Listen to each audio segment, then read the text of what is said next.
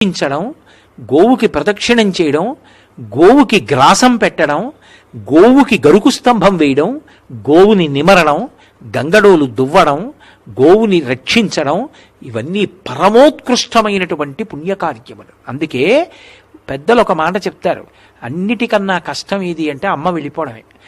అమ్మని చూడాలి అంటే ఆవుని చూస్తే చాలు.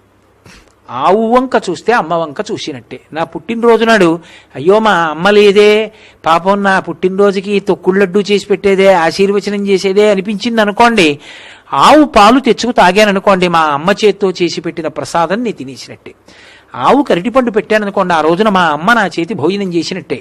గోవుకి ప్రదక్షిణం చేస్తే మా అమ్మకి నేను నమస్కారం చేసేసినట్టే. అందుకే గోమాత జనకమాతలాగా నిలబడుతుంది. అందుకే పాలు లేని పిల్లలకు ఆవు పాలు అంటారు.